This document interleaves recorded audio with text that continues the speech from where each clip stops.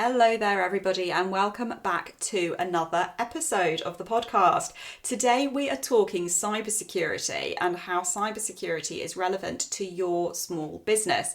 Now, if you're sitting there thinking, Verity, why do I need to think about cybersecurity? That's got nothing to do with my business. I promise you, this episode will turn around your opinion on that.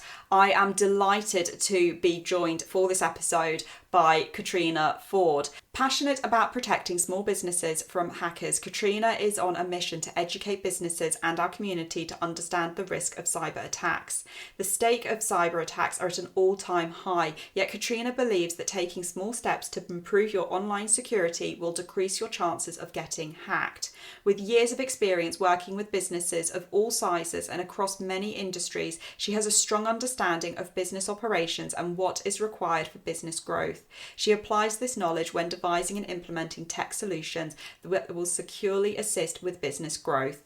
If you have not considered cybersecurity for your business or have heard of it and think that it's irrelevant, I would highly recommend that you listen to this episode, which is packed with actionable tips that any small business owner can take away and implement today. Let's get on with the episode. Welcome to Bloggers Creating Courses, the podcast which will take you behind the scenes of creating an online course. I'm your host, Verity Songon, founder and education consultant at veritysongon.com. I'm so excited to help you create an online course that you are proud of and to be part of your journey to scale your business as an online course creator. Let's get into the episode.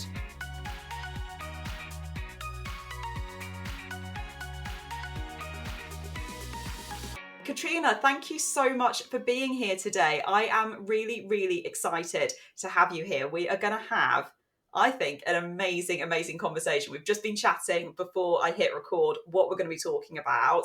Cyber attacks, cybersecurity in the online business world. This is going to be amazing. But before we dive into all of that goodness, I'm going to hand over to you. Please tell me who you are, what it is that you do, and all of that goodness. Thank you, and thanks for having me on your podcast. I love getting asked to be a guest, but yeah, I've been, I suppose, in the IT industry for 20 years. And as you can probably tell from the accent, I originally come from Northern Ireland, but I'm now living in Perth, Western Australia for the last 11 years. But I suppose the last 20 years, a majority of my career was spent helping small businesses design IT solutions. So, you know, what you need to operate as a small business owner. That's what I did back in Ireland and the UK. I spent a couple of years in Liverpool before I moved to Australia. And then when I came to Perth, I done the same thing here. And about 5 years ago, I noticed a massive, growing risk to small businesses getting hacked and having quite devastating impacts on small businesses in particular.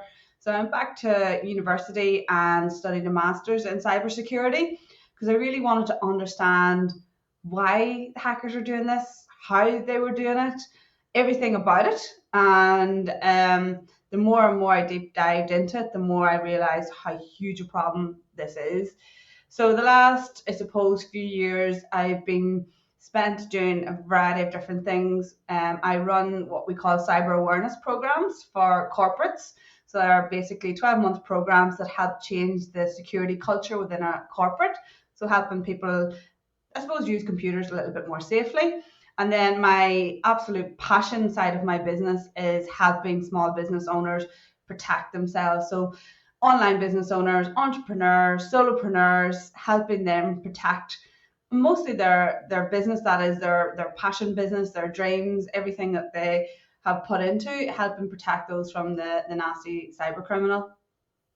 I love that. And I love how you're so passionate. I can see, I know that we're not recording the video for this, but I can see in your face, you're just so passionate about what you do. And I absolutely love that. So I'm going to launch in and ask you my first question, which I think is quite a big question, is what is cybersecurity and why, as small business owners in the online space, why should we be bothered about it? Because we're already so, bothered by terms and conditions, GDPR, I don't know, you name it, it's on everyone's minds. But what is cybersecurity and why should we be so concerned with it?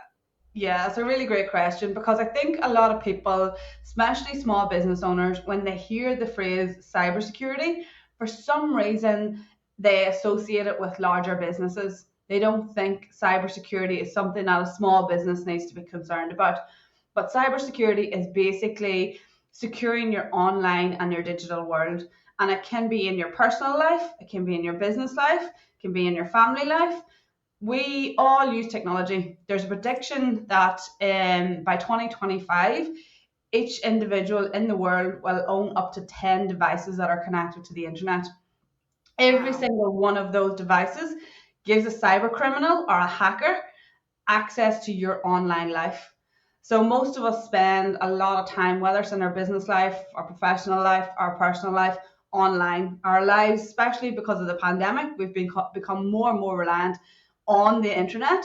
So this just brings a level of risk. I always think and say, if you were to say start up a business in the middle of a city, say like a jewelry store, the first thing you'll be thinking about is, how do I secure that physical premise? Do I need CCTV? Do I need to get security guards? Do I need to get secure rollers? What is it I need to do to make that premise safe? And your business in the online sense needs the same thing. There's certain things that you need to put in place to keep it safe. I always say cybercrime is like that invisible risk that people don't see, because we don't know when a hacker's at the doors of our online business. We can see them in a physical sense if they were coming to rob our business or our home, but we can't see it from the online world. So cybercrime and cybersecurity is basically protecting all those digital aspects of your life and your business. Wow, that is a lot of food for thought, because it's 9:30 in the morning at my time recording. It's a lot of food for thought at 9:30 in the morning. So you mentioned in there that there are some things that everyone can do to help protect their business right from the beginning. What kind of things would you suggest people should either start thinking about if they're right at the beginning of their business journey, or if somebody is listening to this and thinking, oh, didn't quite give cybersecurity as much of a thought until I started listening to this episode. What can those people do either today or this week to start making their business a bit more secure? Yeah, and it really is doing what we consider the basics. So when you're choosing an email provider, making sure that the email mailbox, you can do things like having multi-factor authentication. So you have your password to get into your mailbox, but you have a second way of authorizing that it's you. That really is key. So many businesses set up, even if you go with a Gmail or a Google Mail or Hotmail, you need to make sure that you can have that second way of authenticating that it's you, so hackers can't get into your mailbox. Think about the amount of information that is about you and your business in your emails, and even about your personal life. Your emails really are the gateway to your online world.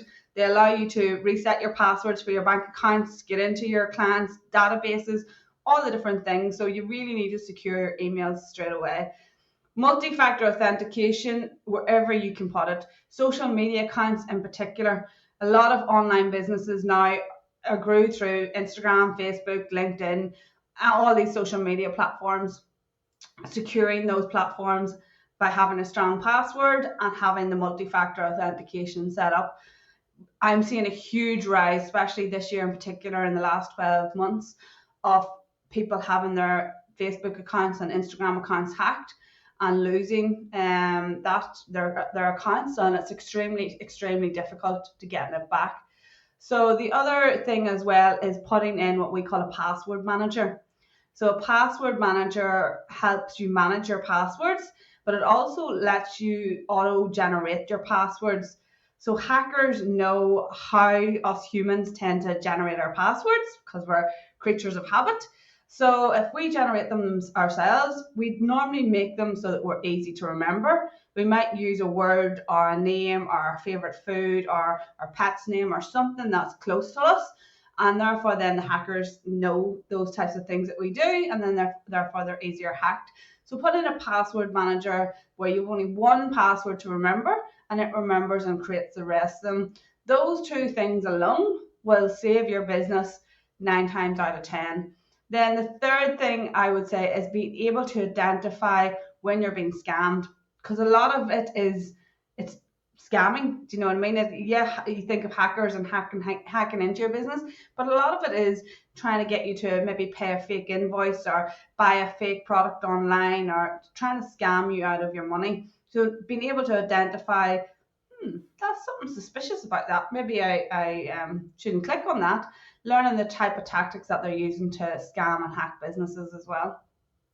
I think that's really, really important. I think all those points are really massively important, but I love that one that you made about how people do go about hacking businesses, because I think I'm not alone in the sense that when I think of a hacker, I kind of think of somebody in a black hoodie. No idea why the hoodie has to be black, but in a black hoodie, hood up, hunched over a computer screen, I don't know, living in their mum's basement, the lights all out. I don't know, something crazy and stereotypical, maybe like a green light in the corner, something weird. But actually, like you said, I'm guessing there's probably only one hacker maybe in the world that fits that weird stereotype that I've got in my mind, because you're right. It's like I go onto Instagram and the amount of messages I get weekly of, do you want this product for free? Just click on this link, or just send us $25 and we'll feature you in this magazine or whatever. We'll feature your business. And at the beginning, I can understand why some business owners might not see that as scamming, because it can, oh gosh, so and so's reached out to me, but actually, who is that person behind that account, as you said? And I know that every so often people see these things going around on Facebook, and it's like, answer these 10 questions about you, things like, where were you born, where did you grow up, what was your first pet's name, and what's your child called? And you start reading them and you're like, those are literally the questions that they ask me to get into my banking details and stuff. And you start to realize that actually it's quite easy to try and get information out of people in some ways. And that's exactly right. And the stereotypical hacker with the black hoodie, that has come from the movies. That's what we've seen in the movies when we watch any kind of hacking movie. That's the stereotypical. And as an industry, we're trying to move away from that, because it could be your next door neighbor's kid. It could be the lady sitting in the coffee shop that looks like a professional. You wouldn't believe, when you start to study, who these cyber criminals are and the hackers are, that they are people in your community, people that live around you. A lot of them do come from third world countries as well. So, and a lot of them also are from very organized criminal gangs. In some countries, cybercrime is, they're run like a business. So they'll have a marketing team, they'll have an admin team, they'll have a research team to go and research about you. So in some countries, it's a really lucrative business, and it's run like a lucrative business.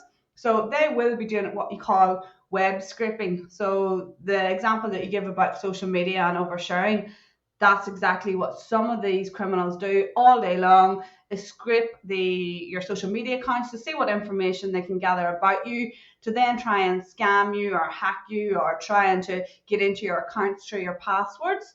That's a really common thing that we see. One that we see, it's happened actually to a customer of mine here in Australia, where one of her team members, it was one of her admin team, had went to a networking event. And as we do now, when we go to networking events, we take loads of wonderful pictures, and then we do a post on LinkedIn to say, yeah, we've been at this awesome event. And 2 days later, they got an email saying, thank you for attending our event. We would love if you could give us some feedback. Please click this link to complete this survey. And of course, it wasn't the event organizers, it was a cyber criminal. And when they clicked on the link, it downloaded malicious software onto her computer and then spread to all the computers in the business, and left them down, those 10 computers in the office, and the whole 10 computers were down for 5 days, for a week. But something like that is so innocent that you wouldn't even think about, because it looked legit. But that's the type of tactics that they use. And small businesses, are regarded in the cybercrime world as the low-hanging fruit, because they're easy targets, and it doesn't take as much resources to maybe get into a small business as it might to a larger organization. So that's why they target them as well. That makes so much sense. I've worked for both government and in the private sector as well for a large company. And you're right, we talk about when people are onboarded, it's this is the password management software that we use, and when you're sending emails, if they fall in this category, you have to send them through this system so that it's all Yeah. encrypted and all this kind of thing. Whereas when I talk to people in the small business sector, we don't think about those things necessarily. And I get why, because, you know, we've got, I don't know, I'm just going to pull some ideas for subscriptions off the top of my head, but I've got, like, you know, my web hosting, my Canva, I'm trying to think what else I pay for now, my QuickBooks, you get my point, all these different things that we pay for. And when you set up your business, you're not necessarily thinking, oh, what is the internet security that I've got? Is the stuff that comes with my computer, my laptop, etc., enough, or do I need to be investing in something else?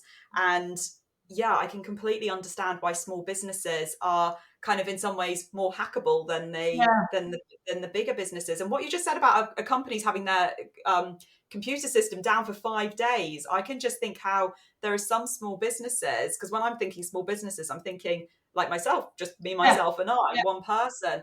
And to have essentially your lifeline for your business taken out for a week, that's insane. I can't even imagine that at Or if all. you lose your social media account, you know, some businesses have spent years building up their social media presence, you know, and it's their primary source of marketing and communicating with their customers. And to lose that overnight, you know, it takes a long time to start building it back up again. I helped a lady last year who had built up her following to 55,000 followers on Instagram, and she sold products online, and she lost her account to a hacker, couldn't get it back. And basically she was from the UK, and she was making over 600,000 sterling every year in her business, which is pretty lucrative. She was doing pretty well in her business, and it'd taken her 5 years to build it up, but you know, she got there, and overnight everything had gone. You know, her customer, her following, everything was gone. So, you know, I also say, and it's a sort of a lot of people in marketing will say that as well, you know, try and get your followers and get your customers and your clients into your email list, because your social media accounts, they may not be there tomorrow.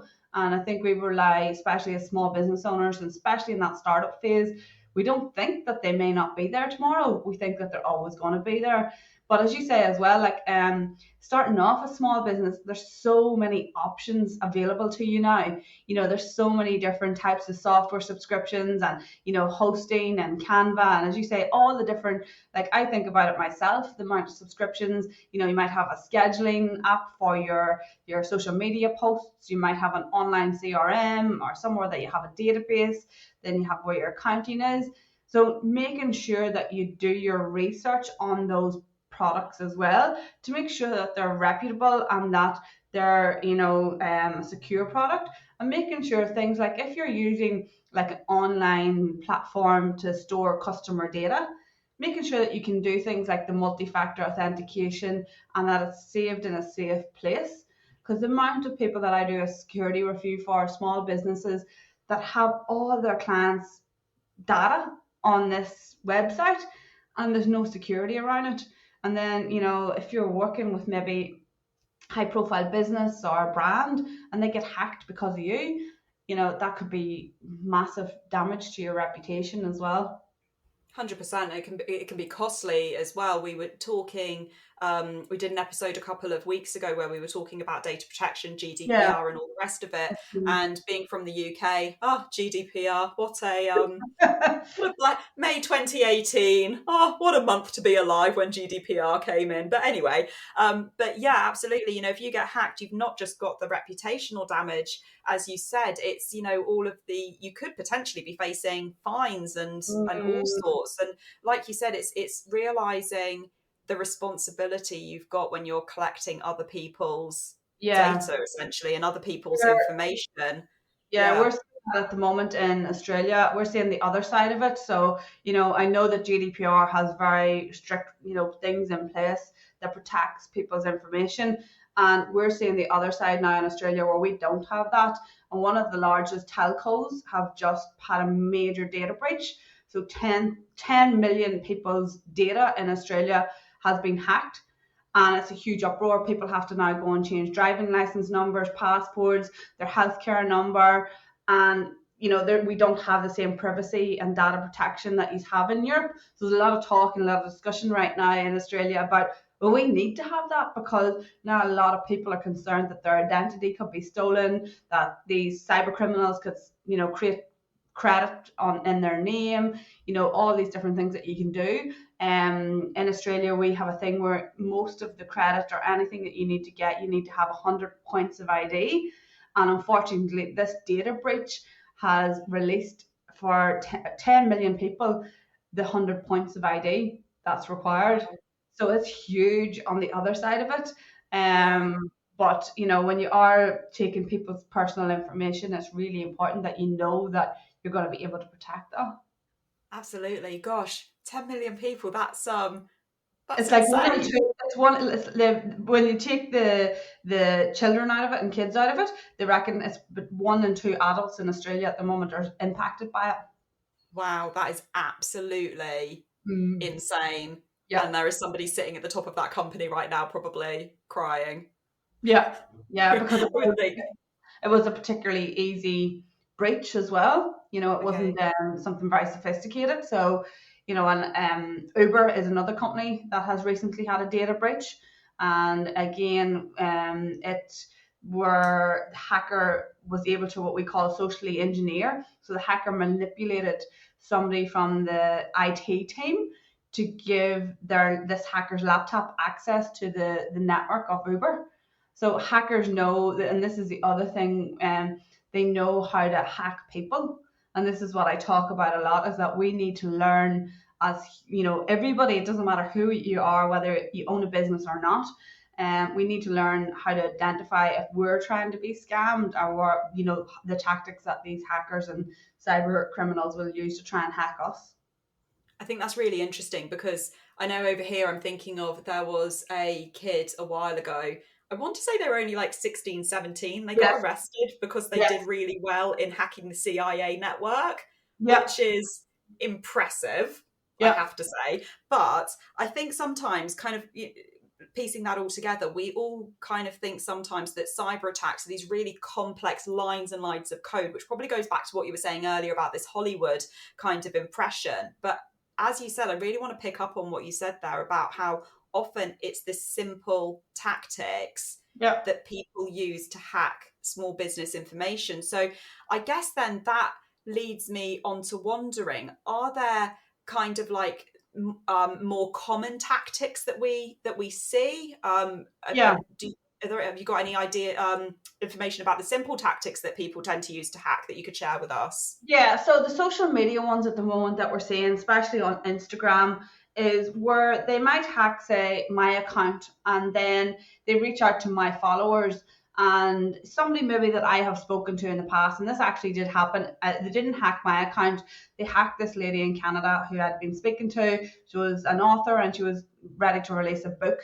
And I had been speaking to her on and off. She wanted me to do a little piece of work, and then she went quiet.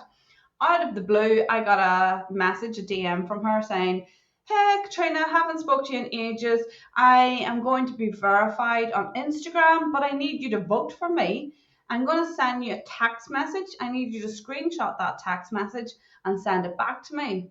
Now, I had known about this scam, but basically, when you screenshot the text message and you send it back, that text message, the number that the text message comes from, allows them to reset your password on Instagram, and it allows them to bypass the multi-factor authentication as well. So that's Wow. one of the tactics that, and like if you get it from we've seen people, maybe it's like a friend saying, "Oh, I've lost my phone and I'm trying to reset up my Instagram account again.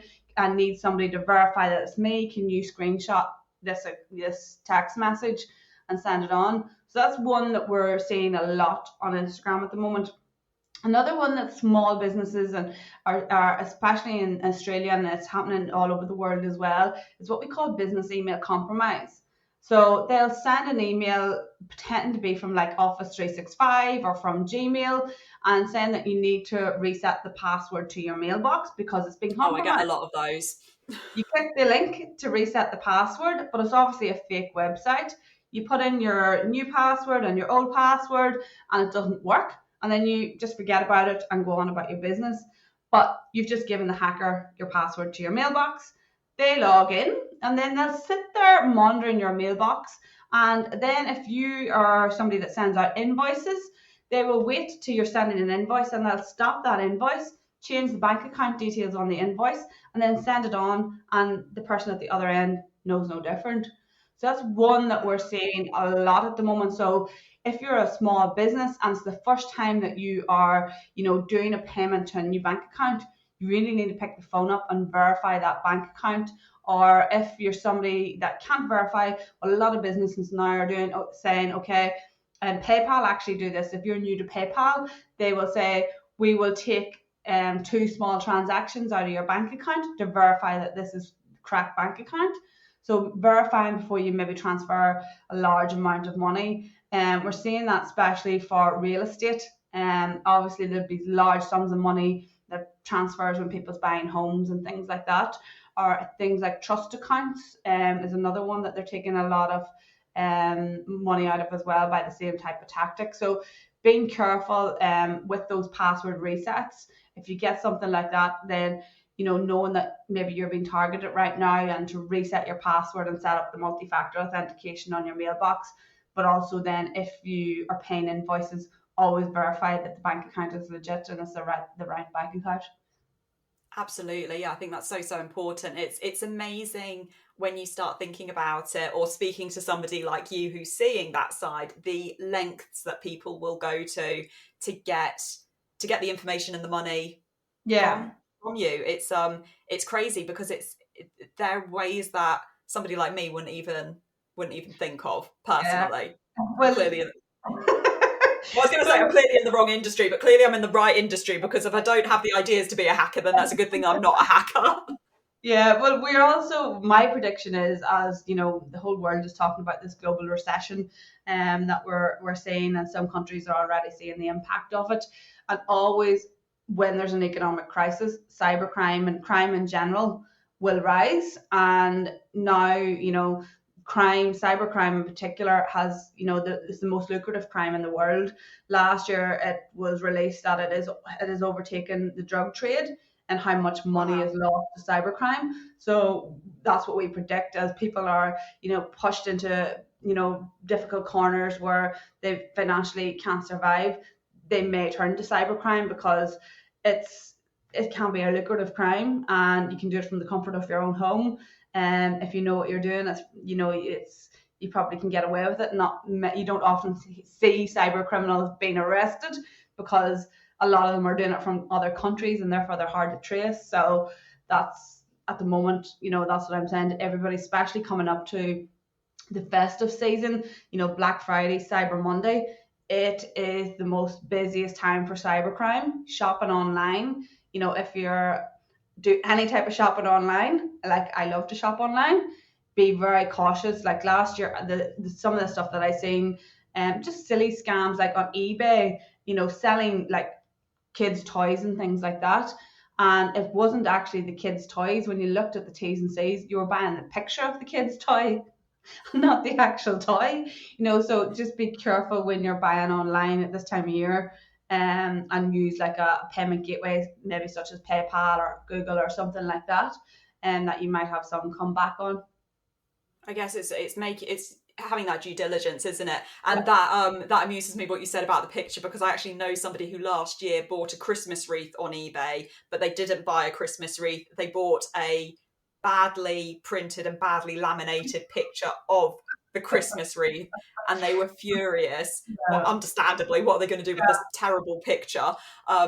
But yes, there was nothing they could do about it, because the writing that they hadn't read, the T's and C's, whatever it was, the description actually said all you're getting is an image. And they literally spent the best part of, I don't know, something like 30-40 quid on a really badly printed out and really badly laminated picture.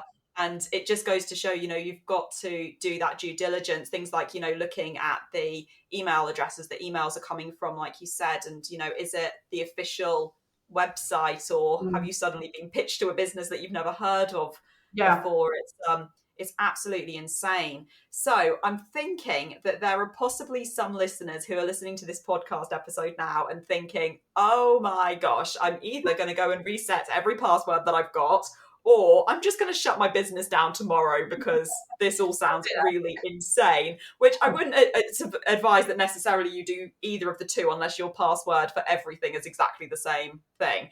But Yeah. do you have maybe 2 or 3 actionable tips that people could go away and start implementing in their business just to make it more secure from a cyber attack point of view?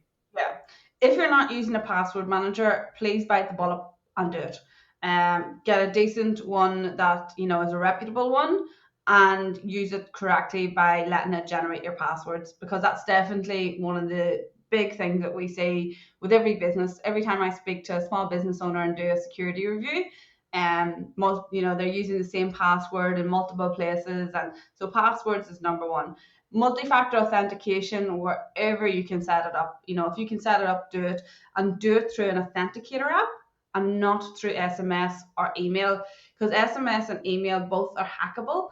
And the authenticator app is something that you need to have on you at all times, and it's a little bit more secure because the number changes every 60 seconds. So choose an authenticator app and set it up that way. If you don't know how to do either of the two of those things, go to YouTube. YouTube is your best friend. You will find any amount of videos on YouTube on how to do that.